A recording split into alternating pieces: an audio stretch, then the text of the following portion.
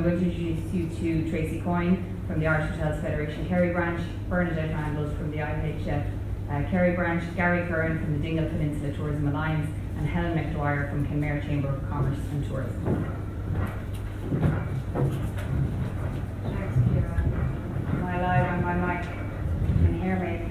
So I'm Tracy, and I'd like to thank Kira for representing the information there that was gleaned from a survey, which was a county-wide survey from all representative organisations. I suppose I want to maybe just draw attention to the fact that on the stage here today we have Gary, Helen and Bernadette, who are representing Kenmare, Dingle, and Bernadette is the IHF chairperson this year, and so she's kind of representing the whole of the county really. She has 70 members in the IHF, but they're pretty broad reaching and they're in every part of the county. And maybe just to mention the fact that the number of respondents on the survey was 84, which seems like a low enough number. We're representing about 300 members collectively here on the stage, but in fairness to the response levels, a lot of our members would have received the survey from many of the representative bodies. So let's say, for example, I received it from the Hotels Federation, I received it from the Chamber, and I received it from the Vintners. So there's probably a bit of crossover, so it doesn't make the responses any less critical really, because the issues certainly are to be discussed. I suppose that overall, one of the observations that I would say is that anecdotally we hear that Kerry, the season has been down. However, when you look at the response that Kira presented there across the whole questions, if you take flat on last year as being acceptable, because any business that does what it did last year is probably acceptable enough, and up, there was only one of the questions that in fact was net down, and that was the question about UK visitors, which I think is very interesting. And I suppose I'd like to get observations from Penny here on what their members felt about that particular element of it, that overall, the first question, 57% felt that the season was better than last year, or the same at least, and yet when you bring it to the gritty detail, the numbers weren't as high. Bernadette, have you a view on that from your members? About the British market being down? I suppose British down, and yet overall the season was 57% better or the same. And yet when you got into the specifics of the US, the visitors from the USA, the visitor spend, the visitor footfall, the numbers weren't as high as that they came in at 20s and 30s. I would assume, probably the British market has gone a lot to tree. They may have found a lot of a fall down in that market.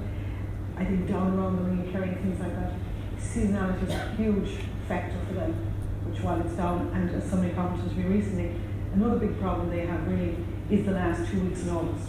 I mean, school holidays traditionally, they're not getting that anymore. Mm-hmm. So the end of their season would be down because of school holidays and different things. And one of the surveys said people went abroad and then didn't have enough maybe to spend in the domestic market. So while Killarney might be good and is on the increase, I think the regional towns like Carcevine, Corry, around the Ring Kerry, they are feeling it big time. And so seasonality is a big thing for them. And the British market, they're not fine. They haven't gone. May not affect Killarney as much, but it's definitely affecting the other areas in Kerry. So the uncertainty, continues.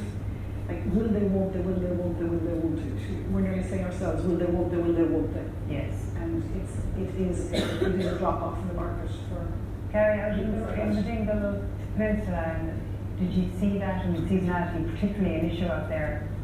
Well, I suppose it's something we've been trying to focus on for, I suppose, the last 5 years now.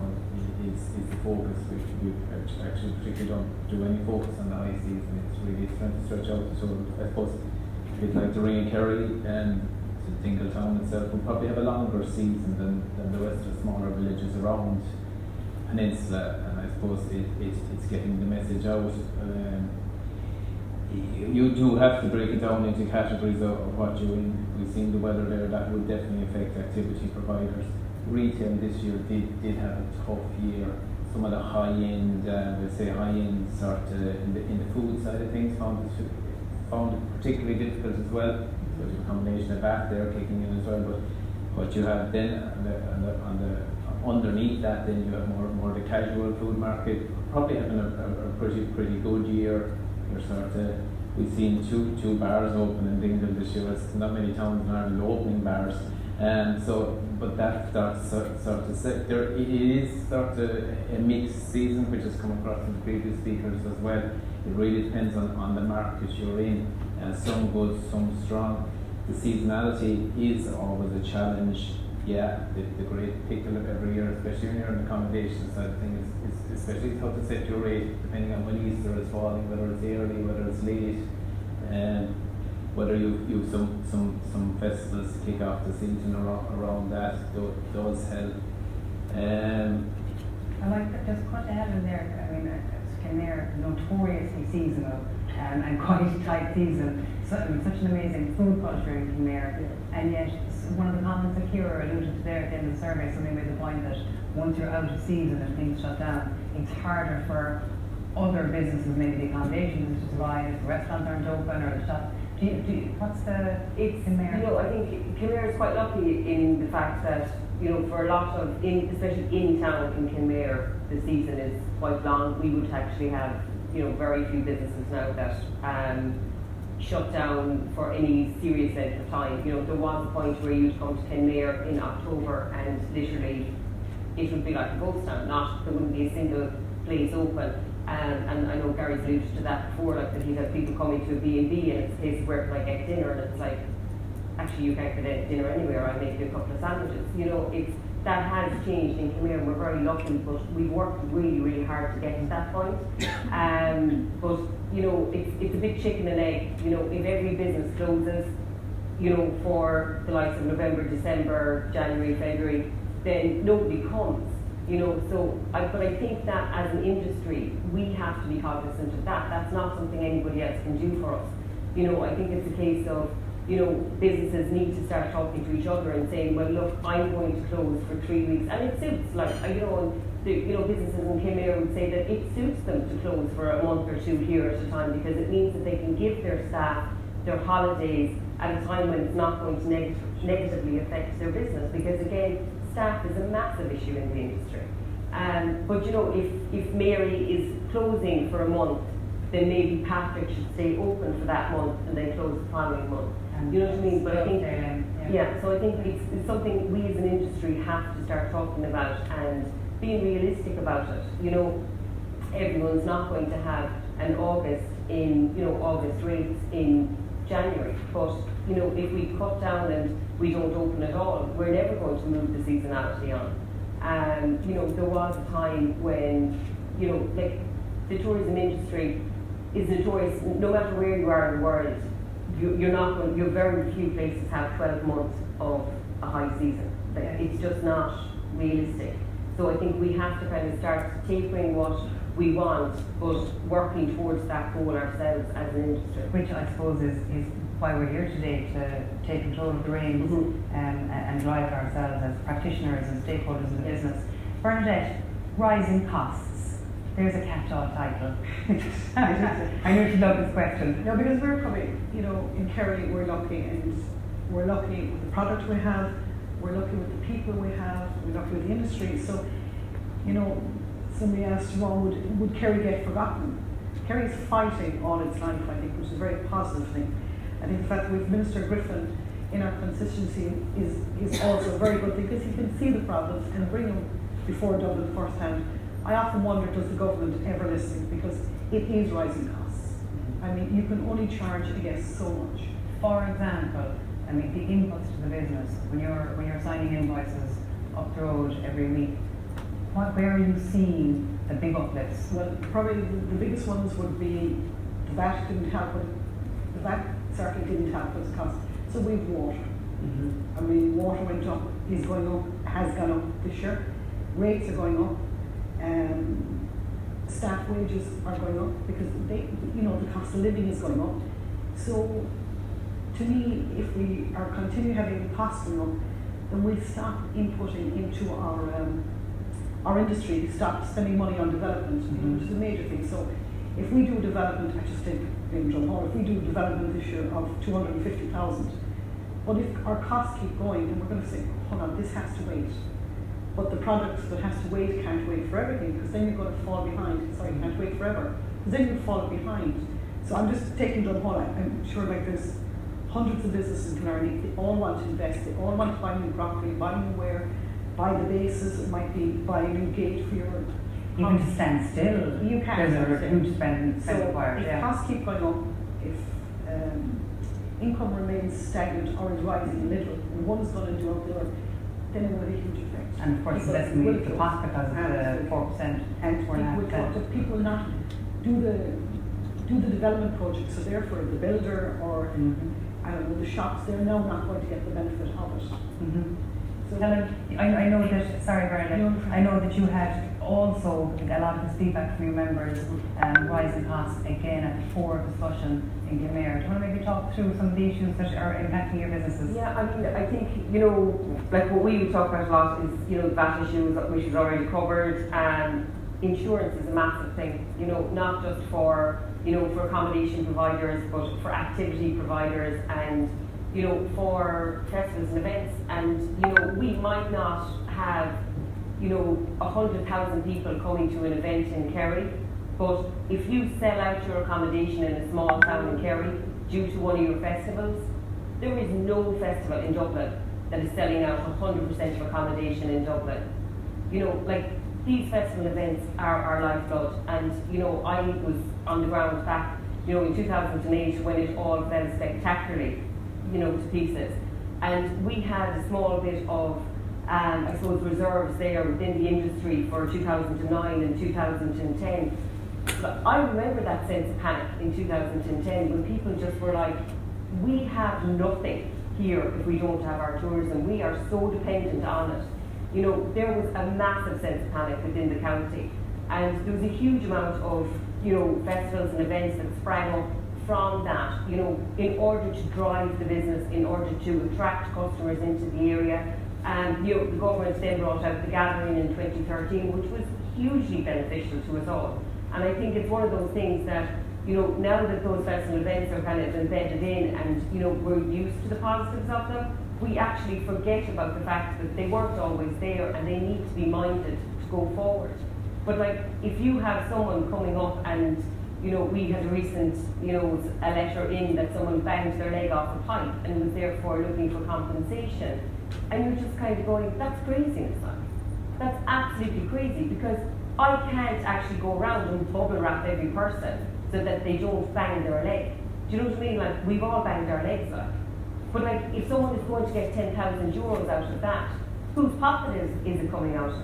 Because I can guarantee you it's not coming out of the insurance company. With excesses increasing in order to make insurance more accessible to businesses, they're pushing up their excesses, and of course that means that first and every claim is coming out of your pocket, maybe 10,000 or maybe a bit with it.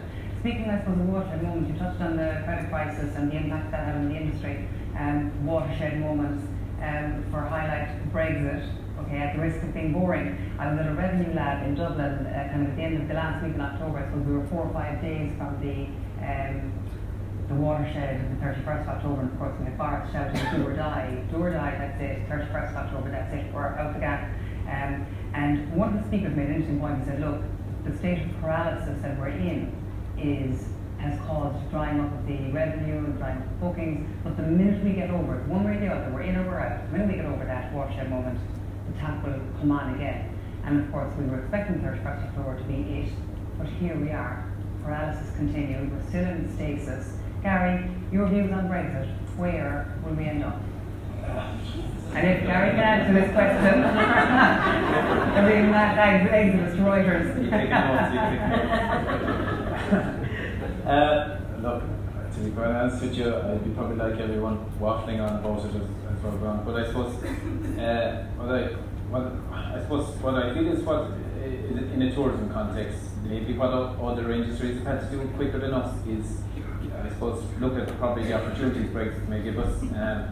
Not alone, it puts us back in the mind of the British market. There will still be money there, there will still be people, we're still close, we're still there near a neighbour, but it's almost a team that we're ahead of us here between Tourism Ireland and Falls Ireland. And we have to remind ourselves, Amsterdam was mentioned, the German market was mentioned, the Italian market, they're all very close to us, they're all easy accessible. Those markets in particular as well tie back neatly to our previous question into seasonality. I think most people who are probably in the accommodation sector, in the restaurant sector, cafes, the people that you're meeting actually this time of the year are actually those nationalities, Italians, Dutch, Germans, and a market that hasn't been mentioned in a seasonal context is the Australian market, which I find for us back west is very, very strong in the winter months. So it might be a case of, okay, we may be struggling with the UK, but what's near, what's coming in from the other airports. Working Tourism Ireland assists the airports in helping them new routes to get into these markets that are close. They're not afraid of the weather. They're in fact, our winter sometimes can be better than the winter they're having, and that we mentioned it, we hit on it, the German, the Dutch, they are walkers, they will put on their coats, they will get out. Those markets do dwell longer in areas, your average, say, I know from speaking of accommodation here, where you're knocking 3 to 5, possibly 10 nights out of these guests. That's a lot of money spent in the local community. They do dwell longer, they're eating out every night. That does encourage what Helen was saying, the restaurant to stay open longer. The barman maybe to throw on a bit more music this week, an extra night than he normally has. So it does lift all tides. They're at our doorstep. You're talking 2-hour flight for most of them. It's easy to get to us. Brendan and Fairplay is working on access. It's going to get easier and easier to get into Kerry. So I look, to answer the first question, I look at Brexit as a complete and utter opportunity. Other industries have really opened their markets because of Brexit, which is we better look beyond that, and I think that's what we need to do. Just speaking of long distance travellers and the Australians and the closer neighbours in Europe, this year it was mentioned a couple of times in the early panel and actually in the survey about some of the visitors coming on tour buses from America that were cancelled or that didn't book, and that there was bus cancellations. I want to maybe ask Bernadette, whose members are probably most affected by this, being hoteliers, having the rooms, as well as you say, the retail were under pressure this year because the buses didn't stop, the promised buses didn't stop. Do you think, Bernadette, or do your members feeling that is as a result of overbooking space optimistically at the start of the year and the end of last year? Or do you think that the shutdown, the US government public service shutdown in January, which I suppose is a prime booking time really for that kind of long lead time business, impacted? What are your views, or where are your members on that? I'm 100% sure, Tracy, but I would imagine that the golfers definitely came to Ireland. Yeah. And they're coming more, and they want good golf, which we seem to have a load of in Kerry. They want good restaurants to eat out in, and then they stay in the hotels. They stay around the areas where it's nothing for them to travel, say from Killarney to Ballybunion or Dingle to Waterford to play good golf. So there is an opportunity there of increasing your markets more. The American shutdown did have an effect, because then America was unsure as to whether, when we come, when we go, how long will the shut go down. So that didn't help. Would it hugely negatively impacted? I don't think so. Yeah, and I did have an definitely impact on,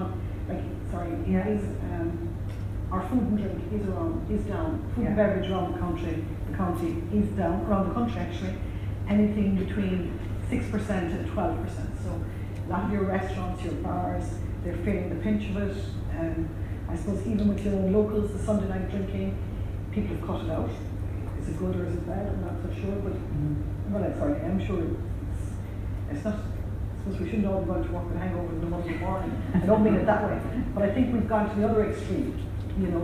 People don't go out on a Sunday night now because there is a fear of being bagged the next morning. So most roads will have a guard checkpoint at 6 or 7 o'clock in the Monday morning. It's hard to knock that.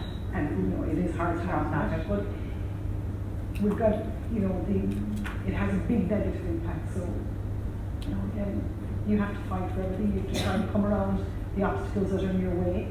And I will always come back to, I think the costs are a big impact, because I think Kerry, as long as we mind the county, which we seem to do, everybody in the county, whether you're a community, whether you're a business, whether you're a volunteer, and I can only speak about Kerry, and I often wonder, do the other counties fight as much with the government, with Fault Ireland, Tourism Ireland. Do they fight for their share? Mhm. Or is Kerry a really Militant.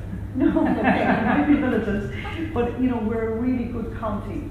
Everybody's involved. It's not just the businesses, it's the communities, because I think they all realise how important tourism, I mean, one of the stats up there, 410 million, like, well, in my eyes it's huge, and I think it is 7,000 employees. 7,000 employees. Imagine if our tourism industry came to a standstill in Kerry. Outside Dublin, we're probably one of the leading ways, but imagine if we came to a standstill. 410 million, you know, Kerry County Council would be looking, the insurance companies would be looking, the VAT would be looking, the government would be looking, the people living in the county would be looking. And of course, there's a visibility about the industry, as Patrick presented the figures, 410 million. I suppose the impact if we were a corporate entity looking to relocate ourselves internationally in Kerry is massive. But there's the invisible business, the Airbnb, because it has to be mentioned, particularly in the context of the more rural parts of the county, in Kenmare, Dingle, out in the area of Kerry, down in Port McGee, all those outlying places where they're not well serviced by hotels. I see you both nodding, I see you all nodding, but you guys are like nodding dogs over there. Talk to me about Airbnb, and is it good? Is it a bad thing? Is it a good thing? Is there a place that's all to coexist? Airbnb. I would say there is a place for everyone to exist, but at a fair leverage. You know, Okay. if visitors want different types of accommodation, they may want a hostel, they may want a farmhouse, they may want a guest house, they may want a hotel, they now may want Airbnb. But we have to get a level playing pitch. And by that you mean revenue, Revenue, regulations, that, all the insurance, regulations, health you and know. safety. The whole lot, I think. Yeah. Gary? I think there is a place for everyone, and it definitely does need stronger regulation. It's from the positive point of view, there are definitely towns and villages that are definitely seeing a help from the Airbnb. It has opened up. There are, as you said, Tracy, there's towns that are not well served with accommodation outlets, and if they are, the tourists find out they're full, they're not booked. So it gives that opportunity for the person to get in last minute, or with different needs or different just requirements. I suppose the Dingle has been the issues in Dingle have been well known at this stage. It's a struggle really for the employers, because the employers are struggling because they're trying to attract staff. The staff need a place to live, they need to be able to walk to work. We've heard from other countries there isn't public transport in rural areas to get your staff to work, so they need to live within earshot of where they work. And it does affect the towns and the communities, because you don't have people living in them. So you take your sports teams, your school numbers, everything, you can have it. So from an overall sense it will need to be looked at. I know from the regulatory side of that, but almost the quantity in certain towns where it could end up taking over, and you're actually losing the fabric of a town or a village, because literally there is total displacement for the young family that literally just wants to start off with an apartment for themselves and their child. Sorry, Tracy, if you just come in there, and if you take tourists out of the industry, and if you look at the industries like Fesco, Lieber, you know, any of the big industries, Mullinox, any of them around Kerry, if they want to bring people in to live and work in their communities, they don't have houses, they don't have, thank God we're now getting the infrastructure which make it easier, but they want to bring their families and maybe their wives, or where they go to schools, is there houses, and can the wife, can their partner or the wife, if they want to work, can they work? So it's not just tourism in Kerry, it's actually the whole of Kerry, it's our whole bees, it's our living, it's everything. So, you know, like we're doing a tourism forum, I hope they will do an industry forum, which they're doing shortly, and realise how important the two things are to the county. Yeah. And they go hand in hand. And even with the tourism, your schools are dependent on it, because a lot of people come and work in Kerry, so they end up staying here, they either get married or they stay here, and you know, their children need to go to school, they need shops, they need equality, they need everything, they need the parks to go and walk in the parks, they need to entertain their families. So you the other side of it, and not just the tourists, it's the whole population. Helen, I wanted to ask, in Kenmare, spend came up in the survey as here represented, and I'm not sure is it correlated to what we talked about, people maybe not staying out as late and having maybe a glass of wine instead of a bottle because they're afraid in the morning they're going to bag. The spend is definitely down. So your customer footfall is there or thereabouts. The spend, what's going into at the end of the night, is not there. The spend is down, especially for food and beverages. What we're seeing is that we have one late bar in Kenmare, which has now closed, and that has a massive impact on. I know people give out about hens and stags and everything else, but they bring a savage amount into a business, especially on quieter times of the year. So we no longer have that, and that's throughout the county. That is happening because people can't. Number one, it's so expensive to get a late license. Number two, the insurance costs for a late license are phenomenal. Again, you've staff and everything else. So that's all of that has a knock-on effect. And you might think, oh, late bar that won't have such an impact, but it does. Because as I say, you've stags, hens, you've people who want to come. As Bernadette said, people who want to come and live in our county. A great place to visit is a great place to live, as they say. And, in order for us to have communities that are vital, these are all the services that we need. Someone in their 20s, late 20s or whatever, doesn't want to come into a town where they can't go for a night out because, they literally have to get a bus. If you live in Kenmare now, you have to get a bus to Killarney to come and have a late night out, and that's an issue. And, we want to be able to attract not just tourists, but we want to be able to attract, qualified people into our towns to work in our industries. And we want our young people to be able to come home into our towns and to have a living that they, that they can stay. But they're not going to do that unless we have that vitality around the area. And unfortunately, segueing neatly into one of the points the last points that Kira put up on the slides there, staffing in our industry, staffing generally in town, the availability of staff. And three of the words that kind of struck me were staffing levels, okay, maybe having staff and having an availability of a pool of people that are willing and prepared to work in your industry. The turnover, so once you get them, can you keep them, or do you have this revolving door of people, so you're constantly in training mode, which definitely seems to be a feature of this last season, certainly from our business, and I know talking anecdotally to the lads earlier on, that you constantly have staff shadowing other staff training, and the next thing they're gone, and so it goes on. And competency, so I suppose the qualifications of staff and their ability to pin that smile up and put their best foot forward and serve customers. Bernadette? Yeah, I was just thinking about staffing levels there. When they come in and you want to keep them, and it's very hard on seasonality hotels. It's really, really hard for them. So where do they keep them? Maybe their staff are leaving to go. I don't know, their young people are leaving, so they're not working there, and it's hard. And every time you use a staff member, you have trained that staff member. They have put, by their training, they have put it back into your community for you, or into your hotel, or I don't know, park, or wherever you have them. But if they leave, then you've got to start all over again. Now, 10% is fine, but when the numbers get higher and higher. So if we go back to the people that live here, right, not just Killarney, everywhere, if they don't have a good area to live in, and when I say good area, think that they can, their downtime, they have places to go and things to do, their travel place, they have things, like public transport is a huge problem. I never thought about it until recently. Where do they go to? How do they get from A to B?